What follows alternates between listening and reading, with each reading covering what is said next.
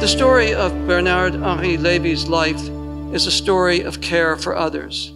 Hillel asked, "If not now, when?"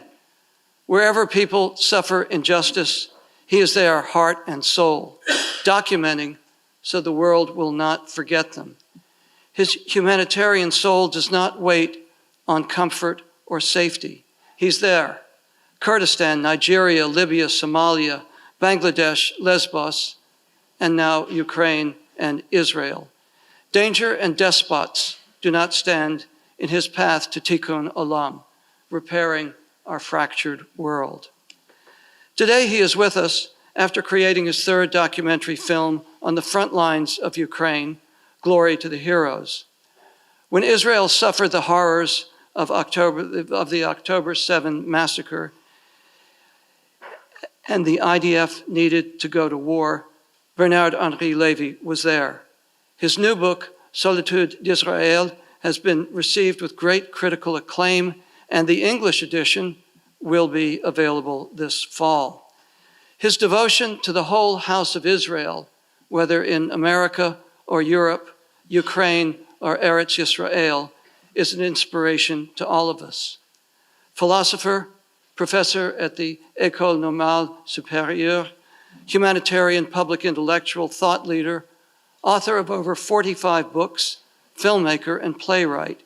His contributions to civilization in the best sense of the word make it a particular joy and honor to have him with us today at the Palm Beach Synagogue for the culmination of the second season of the Lévy Forum.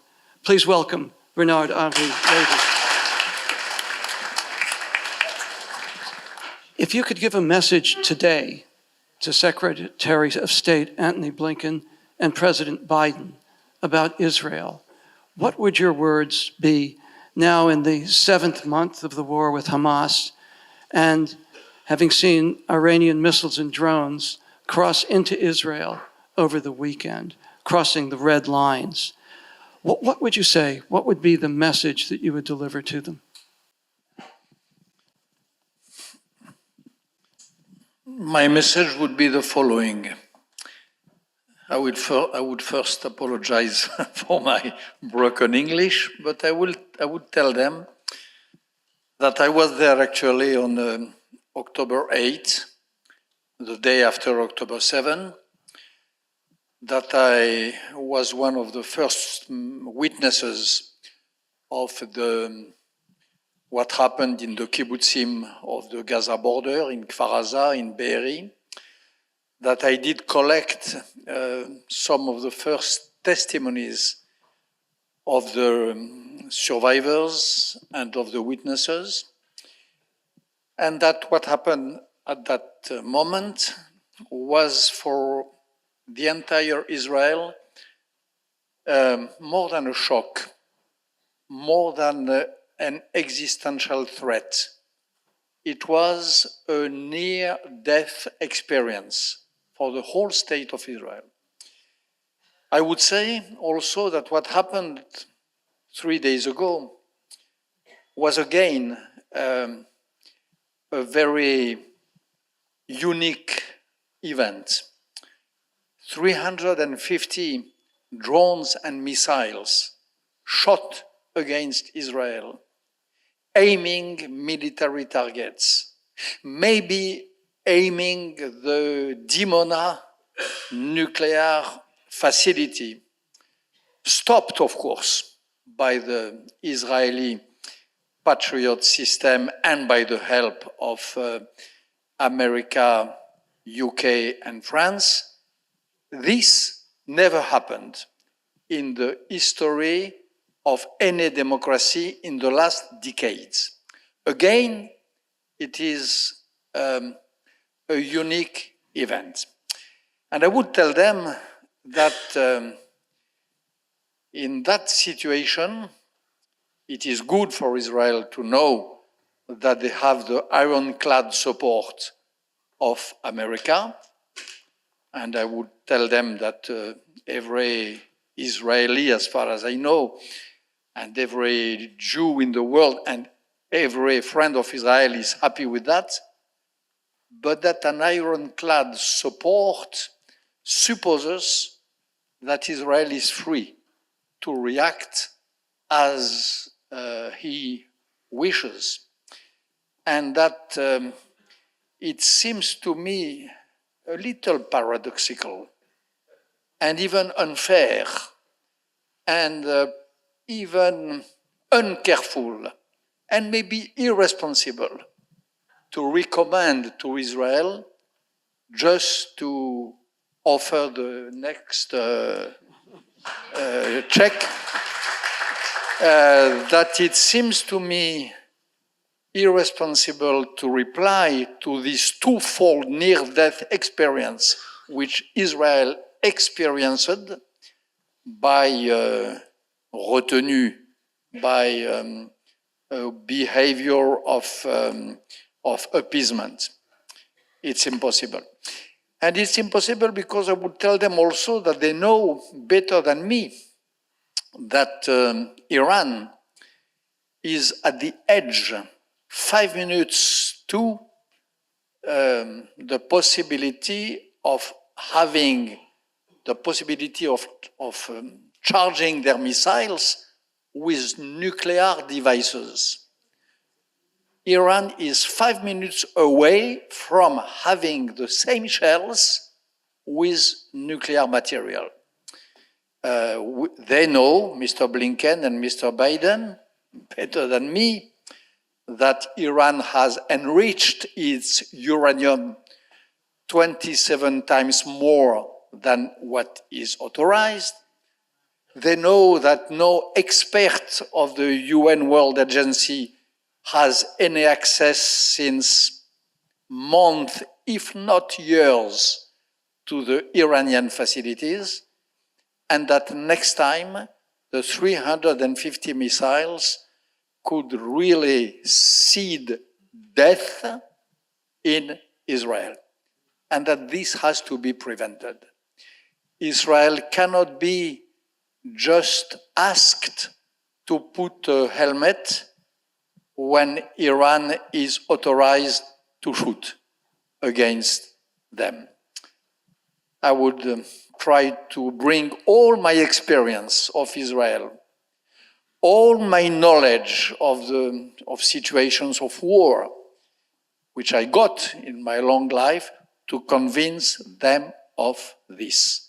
We have, they have, we the Western world have to support Israel really ironclad, which means till it's right to defend itself and to retaliate.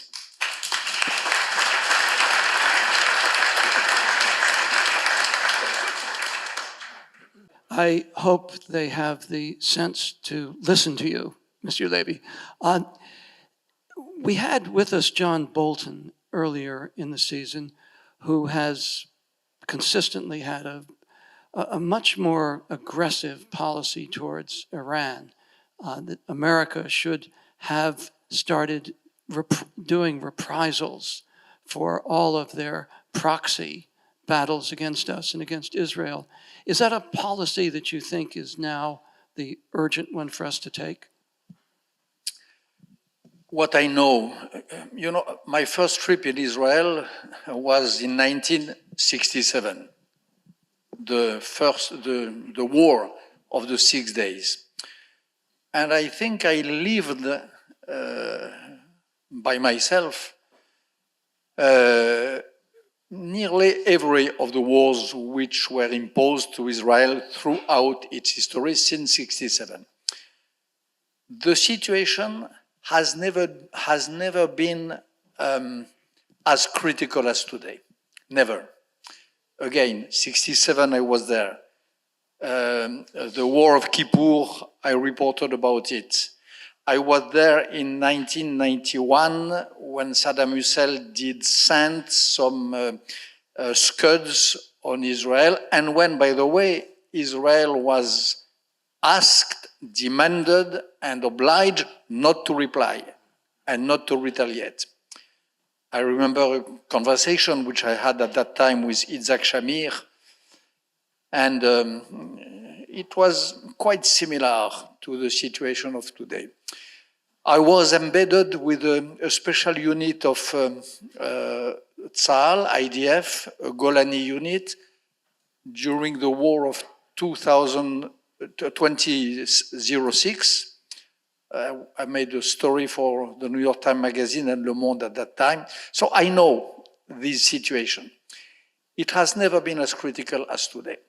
Today, Israel is besieged by all sides, by Hezbollah north, by the Houthis south, by the Iraqi pro-Iranian militias on the west. The only place which seems to be safe is the sea, except that I learned today that there is a flotilla of boats having the intention to break the blockade of the Gaza Strip, sent by Turkey, or who embarked, who began the trip from Turkey with a sort of agreement of the Turkish government. So this situation of being besieged by all sides, this situation of all these forces used, marionetized by Iran, which is a great power. Iran is not just another country. It's an imperial country with an imperialist will, and it is making all those forces, and first of all, of course, Hamas, as its marionettes. This situation is more hard, more tough, more dangerous, and more existential than it has ever been for Israel. And for the first time, really, I'm afraid for Israel. And I'm all the more afraid because when the West sees what we are describing now, Israel besieged by all sides, Hezbollah, Hamas, and so on, we could expect a support, a solidarity.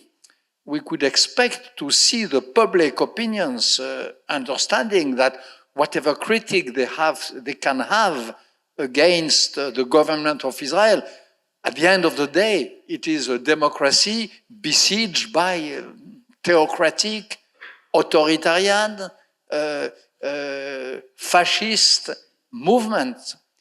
And we could expect that the public opinion, the youth in the universities, in the campuses, takes side for democracy, therefore for Israel. And I never saw, again in my life, in the campuses, in the public opinion in general, so much critique, so much demonization, so much Nazification of Israel as today. It has never been probably the partition between good and bad has never been so crystal clear than today. So crystal clear. Iran is real Iran. The regime of Iran, the Islamic Republic of Iran, is really a fascist country, which treats the women the way we know, where if you put your rouge à lèvres, your lip stick in a bad way, you can be shot dead. The gays are treated like subhumans, and so on. So it's so crystal clear. And we see a public opinion really taking side, in the best case, by putting an equivalence between Hamas and Israel, Hezbollah and Israel, Iran and Israel, in the best case. and in the worst case, taking side for the bad side. So this, for me, is a real concern. And when I look at what is happening, I was in the plane all day, I just arrived, but nevertheless, I had the news. When I see the debate about the retaliation or not of Israel, I don't know, people seem to look at this crisis between Iran and Israel as a soccer match. 1 point for Israel, 1 point for Iran. Okay, they stopped the ball. Game over. Come on, they stopped the ball. What about the next ball? As I said, next ball will be with nuclear devices. So I'm really concerned about the situation, and I don't want to be dramatic, but I tell you the truth. I know you are a deep reader, and you personally knew Malraux over the years. And it was in 1949 that he said Western civilization has begun to doubt its own credentials. And now it's not doubt, it's abandonment of those principles when we see on college campuses gay alliances rooting for Hamas that likes to throw them off of buildings, and feminists standing up for these rapists. Could you talk a little bit about the cultural crisis that we're in? Yes, again, I am a liberal myself. I did fight all my life for liberal values. I think that in my country, in France, I published what is probably the modern manifesto of feminism, a book by a great French lawyer called Gisèle Halimi. This book was published in 1973 or 4, which was called La cause des femmes, the cause of the combat, the cause of the women. So this is my world. These are my values. And I must say that I am, again, not even surprised, mesmerized, flabbergasted when I see feminists of today who support women except when they are Israelis, who condemn, who think rightly that rape is one of the worst crimes which can be committed against a human being, except when the raped woman is Israeli. When I see the feminist movements in America, and some of the feminist movements, but maybe most of them in America and in France, saying, and against, they are right, that the word of a woman who has been abused has to be listened first with respect, with decency, with a sort of preconception of truth, if I dare say, except if she's a Jew. When she's a Jew, then you have some feminists today who say, wait a minute, we have to check, we have to confront with the possible guilty, maybe we did not investigate enough, and so on and so on. And this is true for some of the feminist groups.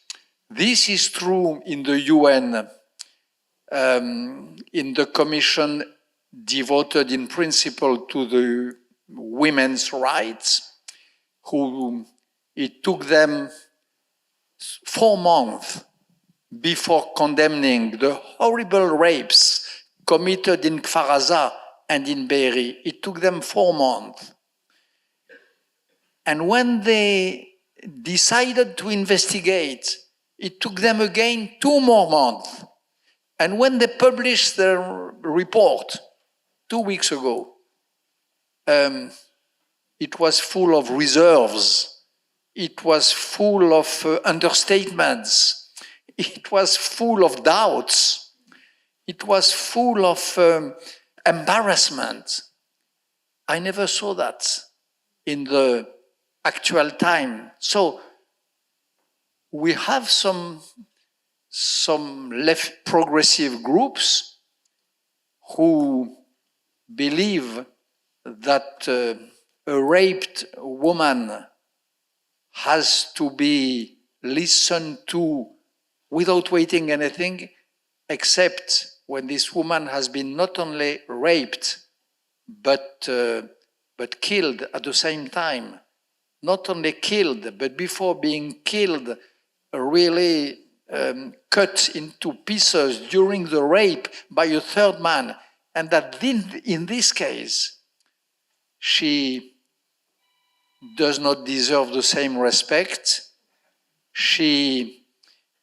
Her fate is not enough. These groups regret that we cannot have the full testimony. Of course, she's dead, and so on. So there is a sort of a real two sides, un deux poids et deux mesures. How do you say that? A double standard. A double standard. Now, in big parts of my family, who are the liberals, at the expense of the Jews. It is true for the women, but not only. In the campuses of America, in Harvard, in MIT, in UPenn, every minority have the right to be respected, have the right to have some safe spaces. That's fine. But every minority except the Jewish one. The Jewish minority, they have the right to offend them, to harass them, to take their kippah out, and so on. And when you ask, when the Congress asks the presidents of this university if this double standard against the Jewish students is or not an offense to the regulation of their universities, they reply, it depends on the context. Yes, it can be an offense, but it depends what the Jewish student said before. It depends if he's a Zionist or not, and so on. So there is on the left, in the woke ideological neighborhood, there is a climate of systemic structural offense to the Jews, which is an insult to the Jews, of course, which is an offense to humanity, of course, and which is an offense also to the liberal tradition. Yes. Those liberals are really offending, betraying the tradition which they pretend to embody. In your book, which I thought was so magnificent, the English title, Left in Dark Times, you've shown the light on left-wing anti-Semites who hide themselves behind the veneer of anti-racism, and that we're now in a situation in which progressives are often our worst enemies. We have to worry about the right, which, of course, in this town 2 years ago distributed some horrifying literature, but most of what we're seeing is what David Bernstein calls woke anti-Semitism. Could you explore a little bit more deeply what's gone wrong, that liberalism is often so illiberal, and what's the way forward? What happens to liberalism? What happens is that liberalism is turning it's back to liberal values, to humanistic values, to universalism. Liberalism, once upon a time, was preaching internationalism, brotherhood and sisterhood of every women and men, whatever their faith and whatever their background and so on. And now liberalism has become a system which makes some jails, some gated communities for each minority. Today, those whom you are mentioning consider to be a liberal, being a liberal, consider it to build really some gated communities for those who have this sexual orientation, those who have this ideological tendency, and so on. And when you consider the world as an addition of gated communities, it is the open way to war of all against all. It is the open gate to the stigmatization of everyone.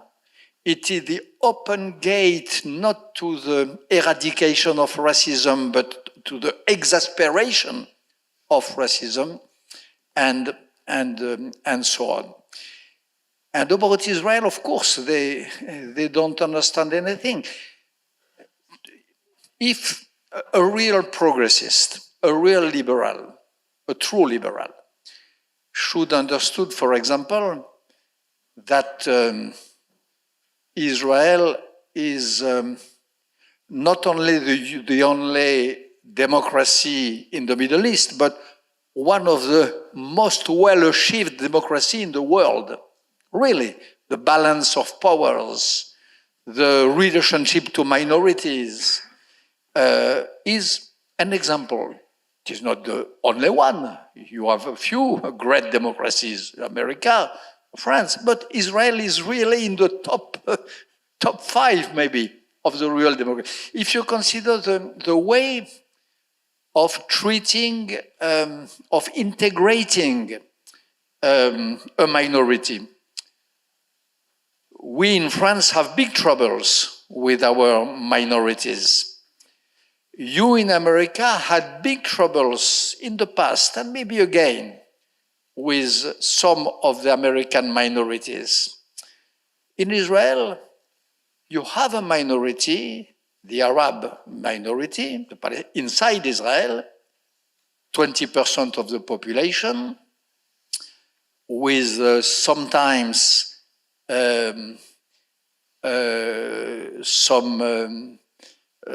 some of them having real critiques about and against the founding ideology of their country, which is Zionism. Nevertheless, of course, they have every civic, political, economic right which is possible. There is they are 100% Israelis. They have there are judges, ministers, MPs in the Knesset in a proportion, in a degree, which really could put shame on many democracies, including France and maybe America, and so on. If you consider to be a liberal,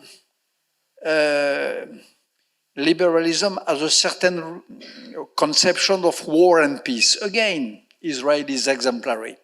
To be a liberal means to love the peace and to hate the war at the end of the day also. Israel is in a state of war since the first day of its existence, and nevertheless, it never gets accustomed to war. And nevertheless, Israel never accepted the state of exception, which is always related to war. In France, when we had a war in Algeria, after a few years, we accepted a lot of anti-liberal laws, even torture, censorship on press, and so on. In America, when you had the massacre of September 11, it took America not even a few months, a few weeks to have Patriot Act 1 and then Patriot Act 2. And again, some limitations, some laws who took some liberties with liberty. In Israel, war is lasting since 75 years, and democracy holds on, and democracy stands firm. And there was never this way to get accustomed to the state of war. And this again is a liberal miracle. And this again is a democratic achievement. And this again is a proof of the rare vibrancy of Israel democracy. So, a liberal in America, in Europe, should not only endorse, but should love Israel in the very name of the values which he, the liberal, is supposed to embrace and to love. It's not the case, but this is not a problem of Israel. It's the problem of liberalism, which is really, as we say in French, walking on the head and not on the feet.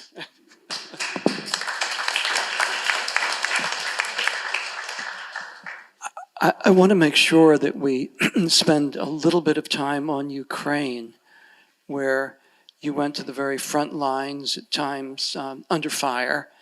And let me ask that same kind of question.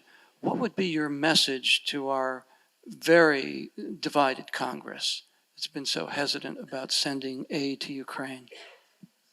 A message to the same Congress. Blinken and the president? This time to Congress. To the Congress. To the Congress, I already delivered the message. I was in the Congress on January 10, I think, January 10, and I presented to them. I had the great privilege and honor to present to the Congress of your country, of America, my last movie, my last documentary, called Heroiam Slava, Glory to the Heroes. So I presented the movie to the Congress. It was a full house. And of course, I introduced it and I concluded it. And I delivered a very simple message I can only repeat here. What I said is that it is not only a matter of values, but it is a matter of national interest for America to support Ukraine and to oppose Putin. I would say, and I said, that if we let Putin win this war, nobody will prevent Xi Jinping from launching an assault on Taiwan. Nobody will prevent Erdogan in Turkey to violate all the rules of his alliances, NATO, and so on, to attack tomorrow a piece of Greece, some islands, and so on. So I would say that it is the national interest of America, it is the existential interest of the West in general to reply to the will for war of Putin by a strong resistance. But same for Hamas and for Israel. It is the same fight, the fight of Israel against Hamas, Hezbollah, and Iran. And the fight of Ukraine against Russia and Iran also, and North Korea. We know that Putin sells his oil to Iran and gets his bullet from Kim Jong-un. So Israel and Ukraine are the two hot spots of our front line. Our national defense, our national security for Europe, maybe more, but for America also, is at stake in these two places, in Israel and in Ukraine. Both are front line. And when we send weapons, we Americans, we French, and I say we in the two cases, America is my fatherland of heart. So I dare to say we. Also, when we send weapons to Israel and to Ukraine, we are not making gifts. We are not making charity. We are displacing our stocks of weapons from places where, for God's sake, they are not useful at that moment, to places where they are really needed for us. So that's what I said to Congress.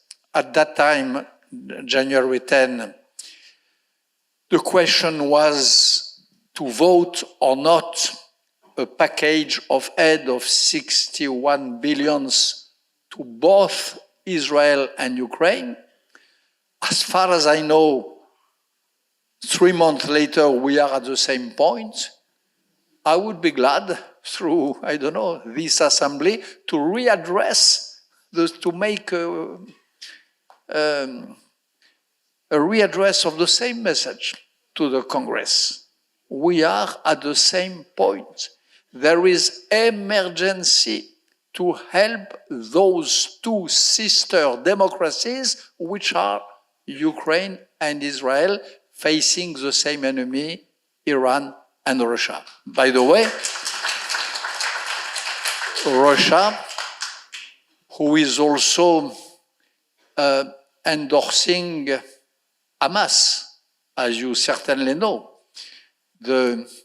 We have proofs, it is documented everywhere, not by secret services. In the serious press, we know that the Hamas leadership, was received in Moscow with honors, red carpet, before October 7 and after October 7 for congratulations. They were received. We know that Putin, a few weeks ago, said that Kremlin was studying new ways of implementing and reinforcing the link with Hamas.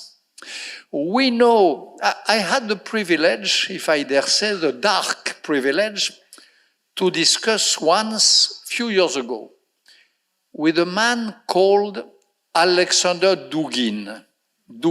D-U-G-I-N. I don't know if the name rings a bell or not, but just to make it short, Alexander Dugin is one of the chief ideologists, chief intellectuals of Putin, of the Kremlin.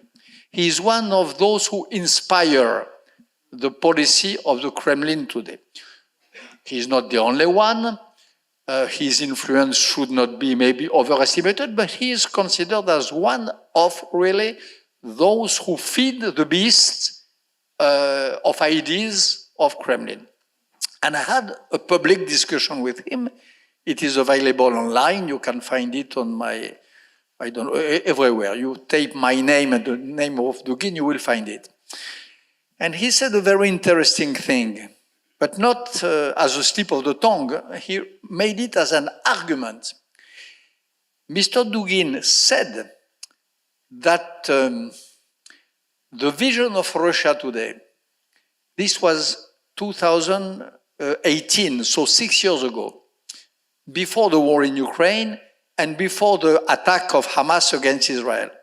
He said that there was an unbreakable link and a necessary alliance, a bond of life between Islamism and Russian Orthodoxy.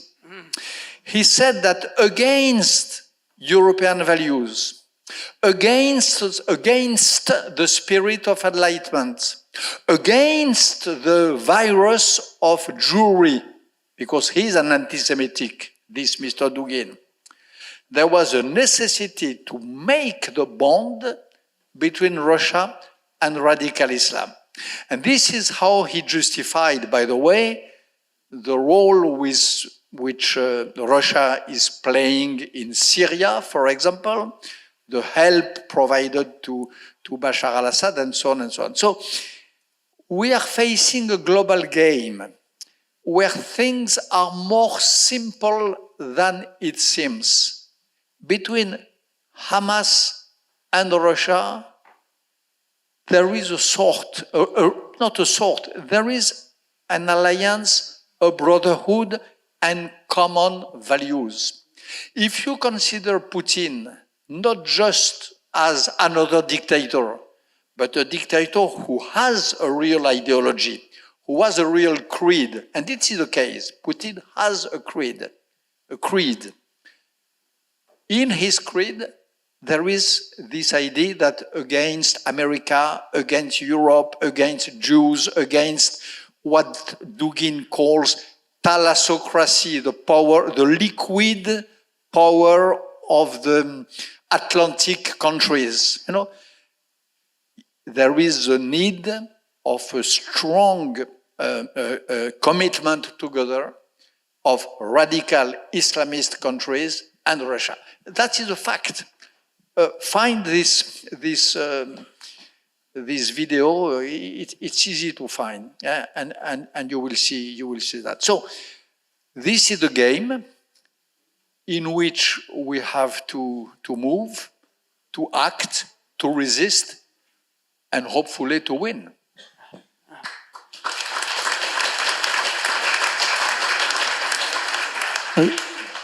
Monsieur Lévy, as we predicted, we have material here for several hours, and there are many more questions I'd like to ask you about your insights into fascism, and want to advise everyone to read your book, Empire and the Five Kings, to see the way that America has backed off from global leadership at a crucial time. But we did promise the audience the opportunity to ask questions, and I will reiterate Paul Levy's admonition: no speeches, just questions. Thank you so much, Monsieur Lévy, and that was amazing. We all agree on that. I read The Empire and the Five Kings, courtesy of Michael, and that was written in 2019. I would love to know, at that time you wrote about Obama, you wrote about Trump, you wrote about China. I would love to know what, if anything, you have changed your mind about in these past 5 years. A lot has happened, and I wonder if you stand by your feeling on the ascendancy of China and the American presidency. If you could just elaborate on what might be different in the last 5 years. Madam, my reply will be very short. I have, alas, nothing to add to what I said at that time in 2018. Situation is just the same. If you look at the war launched by Iran, by Hamas, the invasion of Israel by Hamas, because it was an invasion, it was not just a terrorist attack. And Hamas is not just another terrorist group. It is a terrorist group plus an army organized with battalions and invading Israel. Thousands of invaders entered in Israel to kill, to rape, and to invade. Okay? If you look at that, Hamas was immediately supported by the five, which I identified in the book you mentioned, The Empire and the Five Kings, supported by Iran, of course. Iran was really maneuvering the Hamas, supported by Russia. I just told you how they were probably even involved or at least aware before of what was cooking and boiling in meetings in Beirut and so on. I mentioned that in my coming book. Turkey, Erdogan, though member of NATO, though blah, blah, blah, on the 7th at night, he had a huge meeting at the Atatürk airport with the Palestinian scarf and saying very strongly that the Hamas was not a terrorist group, but a resistance movement working for the liberation of a people. So, Iran, Russia, Turkey. Then you had all the countries who are nostalgic of the Sunni Caliphate. Afghanistan under the Taliban's. Qatar, who is, as you know, hosting till today the leadership of Hamas and hosting without apparently thinking of putting them under arrest or without apparently even thinking of interrogating them. You know, there is a police which is called Interpol for much less than what was done by Hamas. You have a red notice of Interpol.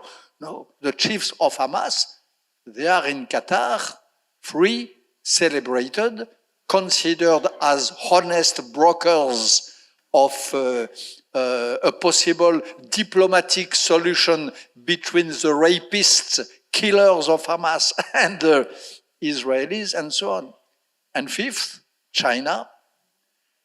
China, who, number one, did not condemn the pogrom of October 7. Number two, refused till this moment to condemn Hamas as a terrorist organization. And China, who orchestrated an anti-Semitic campaign, very strange in China, which never happened in the history which I know. I'm an observer, and I was even sympathetic to China a long time ago. I never saw that. Anti-Semitism does not belong to the cultural tradition of China, except now. To celebrate the pogrom, to escort the Hamas, to express the necessary solidarity with the liberation movement which the Hamas is, they really orchestrated everywhere, in the press of the regime, on the social networks of China, a new, completely odd anti-Semitic campaign. So you have the five. And I would love to say that I was mistaken at that time.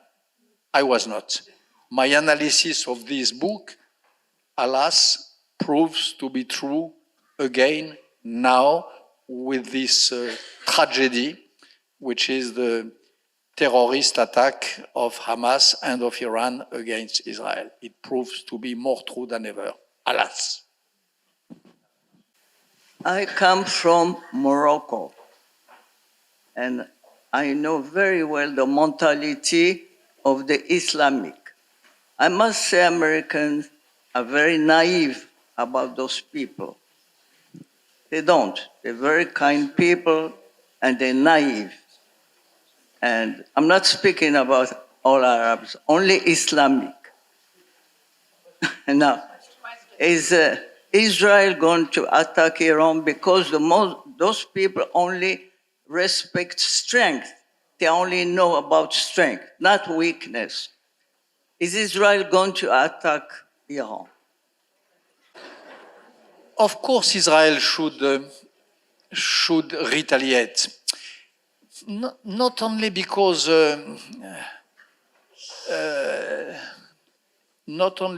this part of the world only respects force, but because there is no other solution. If America was attacked tomorrow by Mexico with hundreds of drones and missiles thrown to the air, saturating the air defense of America, if there was the threat that next time it will be a nuclear attack, it's the duty of a country and of a regime to react, to punch the attacker. It's just a duty.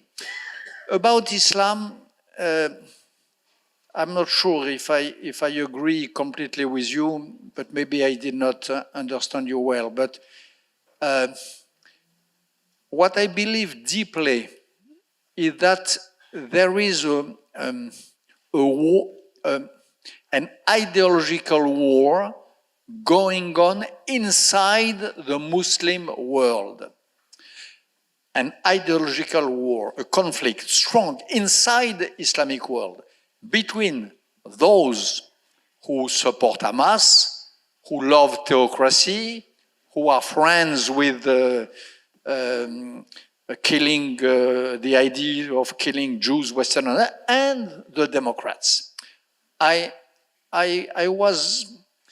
have been friend in my life with a lot of Muslim people who were on the side of the West, on the side of Israel, and on the side of Enlightenment values. For example, Bosnia, Sarajevo, in former Yugoslavia. In Bosnia, you had Muslim people, real Muslims, pious Muslims, who were free people, lovers of democracy, faithful to the best of the Enlightenment civilization. The Kurds, the Kurdish people, in Syria, in Iraq, in Iran, and in Turkey. Again, they are Muslims, but they are the best of the cream of the cream of the democratic world. They are pro-American. They are pro-Israel. They pray. I have some Kurdish friends with whom I have now, at this moment, these days, a link. They pray every night for the victory of Israel against Hamas. So they are Muslim, the Kurds, the Bosnians, the women in Iran, the women who write some graffitis on the walls of Tehran at night, mocking the Ayatollahs, laughing at them, telling them that they have no balls, no guts, that they are a tiger of paper. These ladies, they are Muslims, but they are on the side of gender equality, of values of freedom, and so on. So this is the reality. You have inside the Muslim world, you have a real dividing line between these two civilizations, civilization of dictatorship, civilization of freedom. And our duty, we, Americans and French, is to extend our hand, to give as much help as we can to those who support democracy. Exactly as we did, by the way, when I was young, with the dissidents of the Soviet Union or of the Soviet Empire. What did we do at that time? All time. But we created a chain, we, and especially America, a chain of solidarity, aiming those dissidents, those freedom fighters in Moscow, in Poland, and so on and so on. And finally they won. I was there. Everyone believed that they were a tiny minority, that it was just a moral duty to support them, but that they would never prevail, that they were the salt of the earth, but that it was a sort of baroud d'honneur, that we are fighting for them just for honor. No, they won. in reality. Maybe the situation is the same in the Muslim world. Maybe if we really support the free women in Iran, if we really support the Kurds in Iraq and in Syria, if we really support a country like Morocco, again, who is friendly to Jews, who has a great tradition of fraternity and brotherhood with the West, if we really create toward them also the same sort of chain of solidarity, they will prevail and they will defeat radical Islamism.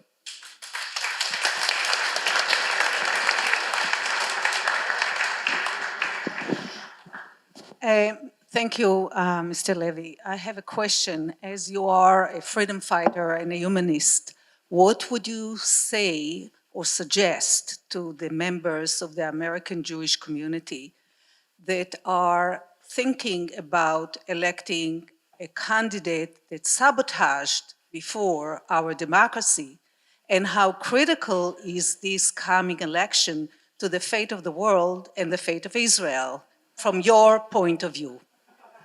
First of all, in democracy, this is one of the virtues of democracy. You don't have in a democratic country bad and good. It's always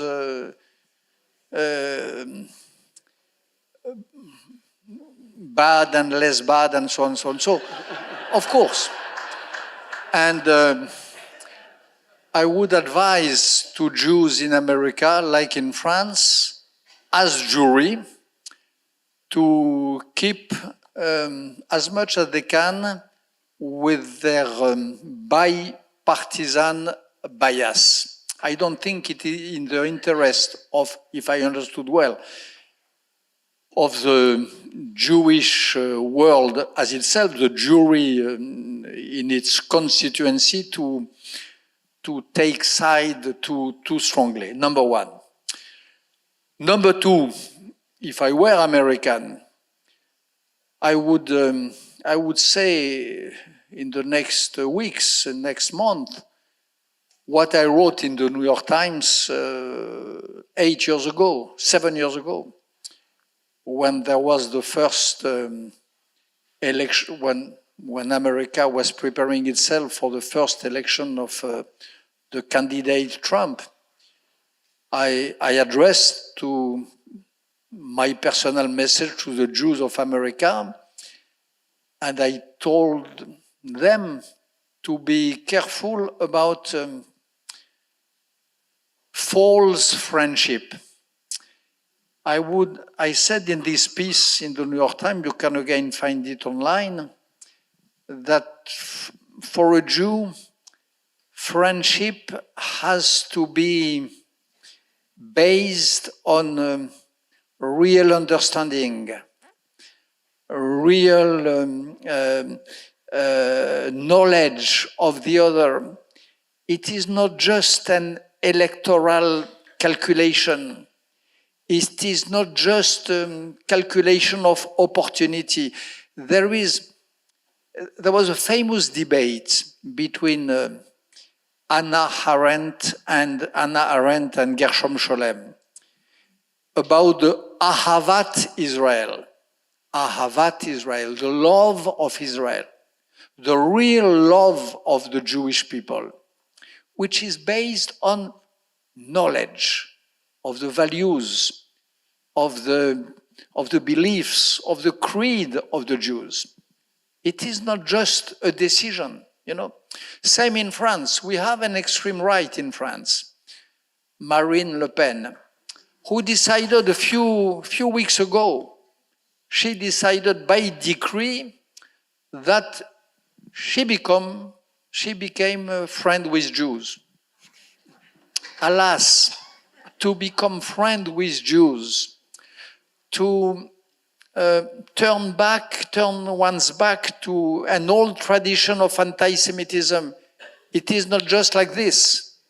It supposes a real work of the mind, a real work of the spirit.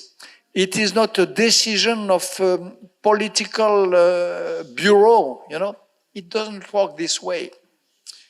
And I think it is the same in America. And false friends,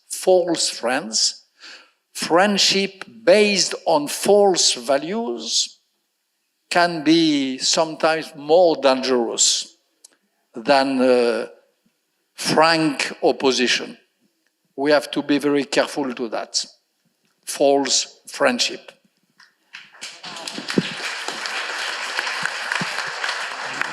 I think we have time for two more questions. I think we have to invite Monsieur Lévy back soon to continue this conversation. Thank you. Thank you. Oh, excuse me. Oh. Not too long ago, the administration put forth a $110 billion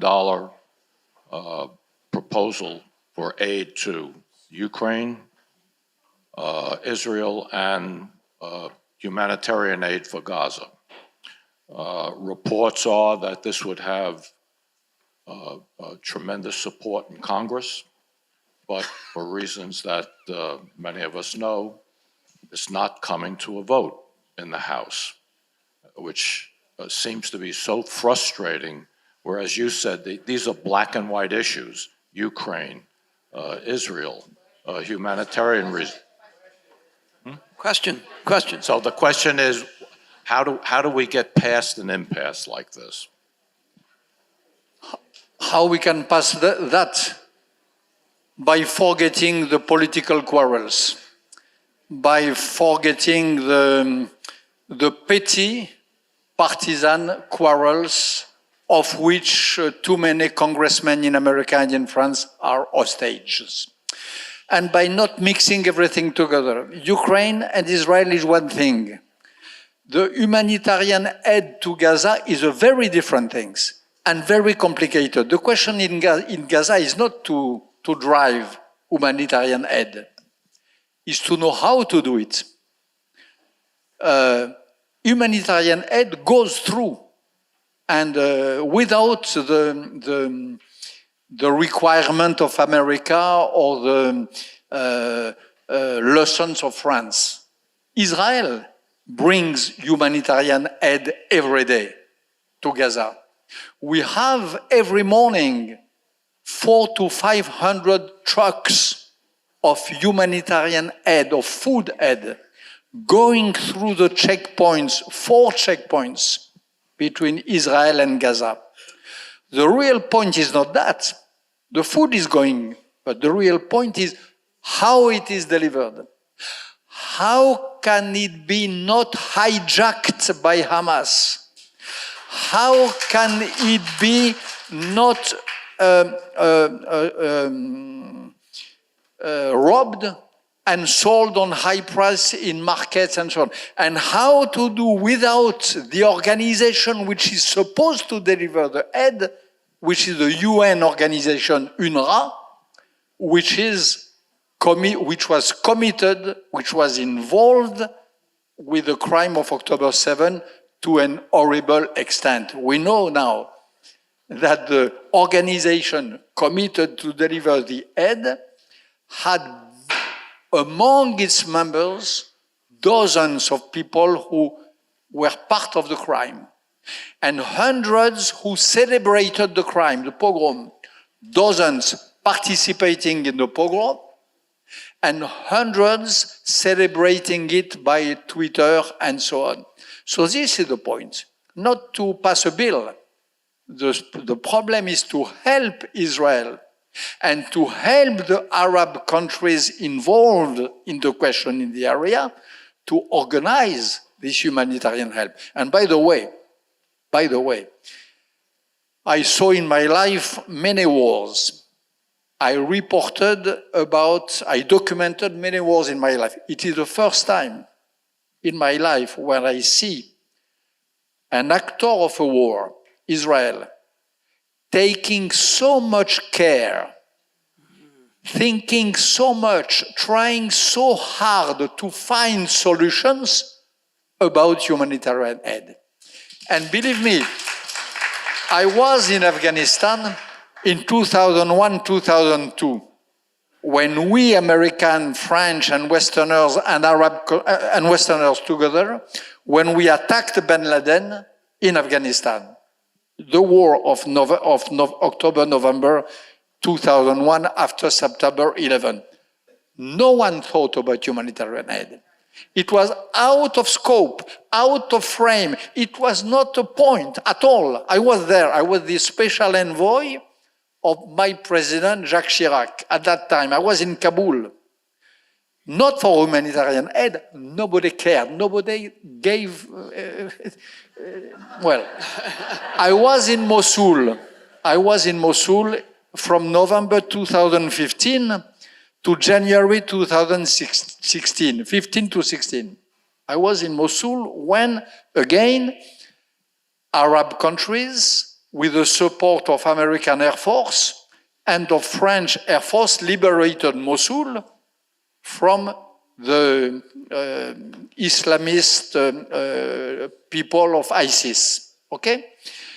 We bombed the city.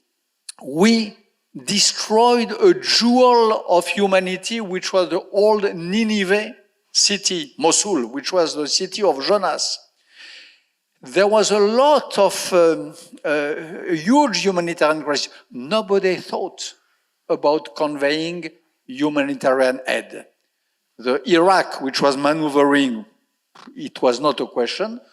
France, it was not a question. I was there, I made a film at that time, and America too. So Israel, for the first time in those sort of wars of liberation of a country against Islamic iron rule, for the first time, we have Israel fighting Hamas and taking care, making it a point of principle to deliver alimentary food aid. It is the first time. Consider that we had step 1, Al-Qaeda, step 2, ISIS, step 3, Hamas. It is the 3 sequences of the same story. It is at the stage 3 with Hamas and with Israel maneuvering that for the first time the humanitarian aid problems become a huge issue for the honor of Israel.